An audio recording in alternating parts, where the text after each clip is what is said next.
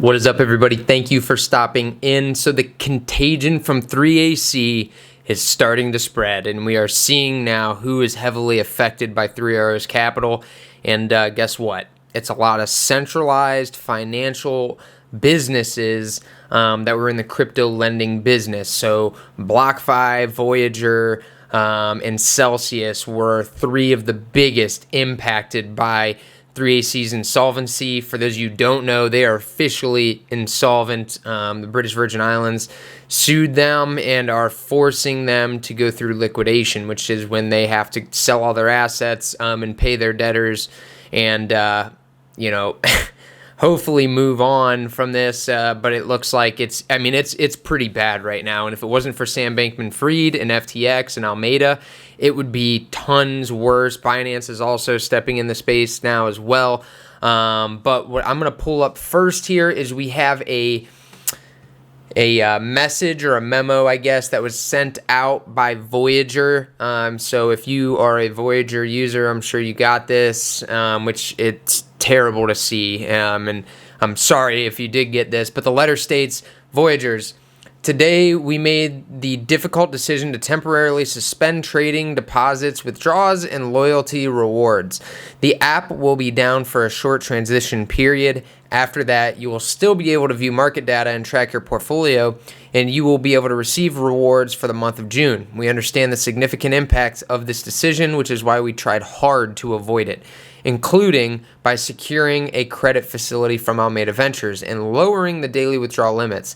But the failure of a borrower, Three Arrows Capital, to repay a substantial loan from us means that this was the right path forward.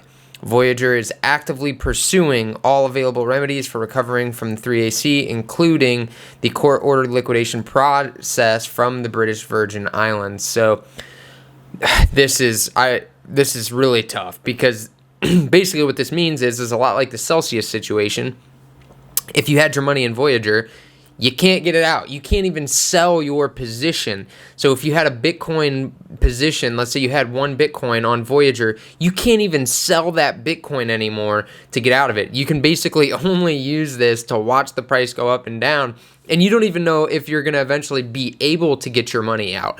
Now, why did this happen? What is the reason behind this? Well, a lot of people don't realize that these organizations, the reason they're able to offer you high yield on things like Bitcoin and Ethereum is by lending it out to people. So it's kind of like the structure of a bank, but without the guardrails. Okay, there's no risk parameters that are legally set binding these companies. So basically, they can just go out and lend and lend and lend, and that's what they did. And they lent so much to Three Arrows Capital, and they blame a lot of this on Three Arrows Capital. Now, I will say I do have an issue with them pinning this all on Three Arrows Capital. That's kind of the way it comes off in this memo, that, they're basically stating that just, because Three Arrows Capital didn't pay us, we went under, and that's why this is all their fault.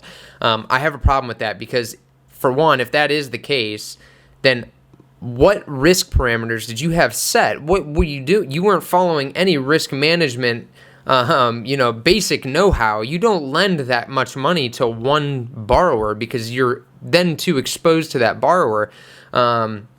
So again, understanding their business model is important here, because basically their job is to get money out the door. They want to lend it. If they can lend it, then they can offer you higher interest rates. And people who deposit into these institutions think that it's risk-free. They think that, I'll just go deposit my Bitcoin and earn interest on my Bitcoin, and then, I'll just pull it out later and have more because I plan to hold my Bitcoin anyway. Guys, you got to understand how these are working in order for you to earn that interest. And again, the Bitcoin network does not pay you to hold Bitcoin. That's why you don't get interest on your Bitcoin just sitting in your hardware wallet. So again, they have to lend this out. And if you aren't familiar with what their risk protocols are, their lending guidelines, it can be very risky. And in this case, they just lent way too much exposure to Three Arrows Capital. So it's a big mistake, and that's all these companies, BlockFi, Celsius, they were all in the same situation. And, you Luna was really what put the nail in the coffin. So, Luna happened. They took a big hit from that. 3AC went under because of Luna. And then now, bam. Now here we are in a situation where we've got three major crypto lenders, and we're popular ones. BlockFi is very popular. Voyager, Celsius, these are all very popular, going under. Now, again, if it wasn't for Sam Bankman-Fried, FTX, and Binance, we would be in a really bad spot right now, because if an exchange like this halts withdrawals and they don't get outside funding, the people who are on that exchange are like, their money is gone. It doesn't matter what you see on the screen. You can't withdraw it. So if you can't withdraw it, it's literally gone. And then if they go insolvent, you're just going to get back pennies on the dollar.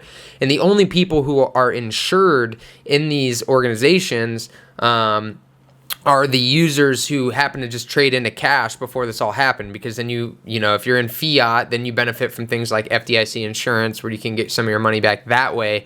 But if you're in crypto, there's literally nothing you can do. And as cliche as it sounds, this is where the saying, not your keys, not your wallet, or not your crypto, comes from. If you don't have your keys and you don't have control over your crypto, and you give it to an organization like this that is lending it out, and this goes for any of the centralized exchanges, if you are not in custody of your tokens and they go under, your tokens go under with it. So this is the risk here, guys. And this is why, especially in a bear market, take your crypto off of centralized things and keep it in your hardware wallet. A hardware wallet is a fantastic investment. It's only, roughly $60. Some of them you can find for cheaper. It'll keep you a lot safer. And when things like this happen, they won't affect you. You'll still have control over your crypto. So, that's why this is so important. And it's easy to ignore in a bull market. And that's the thing, is when you're in a bull market and everyone is euphoric, it's really easy for people to just want to shut you up, right? Like the guy who's talking bad about these groups, he doesn't know what he's talking about, and he's just trying to ruin the party. And that's like, what you see a lot of when a lot of the veterans who've been in the space for a long time start tweeting stuff and saying, hey, be careful of this, be careful of that. They're looked at like the party poopers, and, guys, they're not saying this because they enjoy it. They're saying this because it probably happened to them in the past, or they saw it happen before, because this is not the first situation we've had like this. Now, this is definitely the most money we've seen involved in crypto, which is why it's so significant. Now, Voyager reached an agreement with FTX and Alameda, so they're going to get, I think it's a $250 million loan from FTX, Alameda, Sam Bankman-Fried, to help them along. BlockFi also reached a deal with FTX, but Celsius, and this is where things get really spicy. So Celsius was in talks with FTX and Alameda on also getting a credit line to help supplement the losses they sustained from Three Arrows Capital. Now, when they were in negotiations, FTX, for one, said that they were really hard to talk to. Like, it was almost like they were arrogant, from what I gathered, and what they were tweeting out. And then once they dug into their financials, they found that they were in a $2 billion hole. So Celsius is in a $2 billion hole. And FTX decided that was just way too much for them, and they walked away from the deal.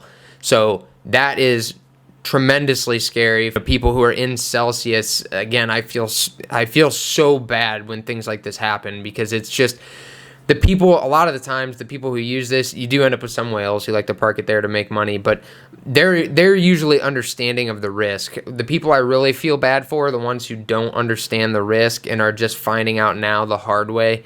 They bought some Bitcoin and they parked it there because they thought it was a good idea, they could earn some interest on it, and they were just unaware of how bad things can go. Because again, guys, they're lending your money out. So when they lend your money out, if the borrower does not pay, they quite literally do not have the crypto to give you to withdraw it. So if everyone decided to withdraw tomorrow, they just literally wouldn't have the crypto on hand, and not everybody would be able to. That's why they halt these withdrawals, because they're running a deficit. Again, it's sort of like a bank run, but the thing is when you're talking about traditional finance and banks, they have outside abilities, lots of regulations, the Fed that can supply cash if everyone ran to the bank and tried to withdraw at the same time. So there's ways to go around that there. But when you're talking about crypto, you don't have those same parameters. You don't have the same lending guidelines. Like a bank has to keep a certain percentage of deposits on hand at all times.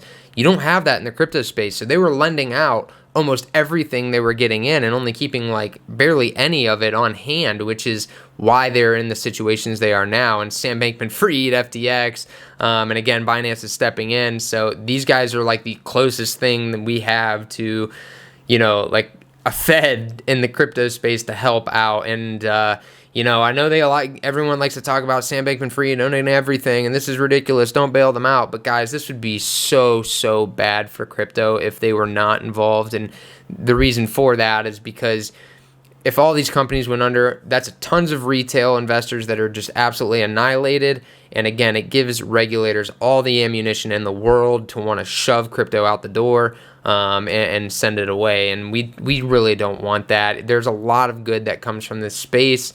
Something that kind of stood out to me through this whole thing, though, has been how well DeFi has held up relative to these centralized financial institutions. And it's amazing. And the reason for that, I think, when you look at something like Aave, Three Arrows Capital had a lot of money on Aave too, and they got liquidated. And I think Aave did take a little bit of a hit. But the difference there is the parameters are programmed. You don't have people and their subjectivity involved in the process, and that's a lot of what we saw with these centralized financial institutions, is that they looked at 3AC, and 3AC was literally just DMing them. There's you can find it on Twitter, images of their DMs of them just asking BlockFi and these organizations for money, and then the guy, the representative from BlockFi goes, "Oh, sure, what are your assets looking like?" And then 3AC spits out some random number that's not even close to true, and then they get the loan. That's it. And this is just amazing to me. For one, that is total negligence of risk. Again, all they're thinking about is the money that they could earn on this loan, and not enough about what happens if 3AC goes under, which we are finding out now. But again, this is the difference between centralized finance and DeFi, because in DeFi, it's literally programmed. These liquidity levels that are required for you to have in order to get a loan out of Aave, or the collateral for you to post to get a loan out of Aave, it's verified on chain. There's really no way for you to get around it. You either have the Ethereum or Bitcoin, or you don't. You can't trick the system, really. So again, I think that's why DeFi is holding up so much better, the big blue chip DeFi projects, than these centralized organizations are. So again, guys, the bear market is terrible, but it teaches you a lot of lessons, and lessons that, when the next cycle comes around, please remember all of these things, because it'll help you a lot when, the things turn over. So get yourself a hardware wallet. Definitely be careful. If you have your crypto on centralized entities right now, I highly recommend you either cash it out to your bank account or keep it in a wallet for the time being, just until things blow over and all this stuff gets behind us. Then we can start talking about using these things again. So I always keep my crypto, when I'm invested, in my hardware wallet. It's just the way to do it. It's a lot safer, guys, especially if you're trading NFTs and stuff like that too. It adds another layer. But anyways, guys, I hope this video was useful to you guys. If this is your first time here, please like and subscribe to the channel. I'm going on vacation next week, so there won't be any videos next week, but as soon as I get back, I'll make one for you guys. I hope you have a wonderful holiday. See you next time.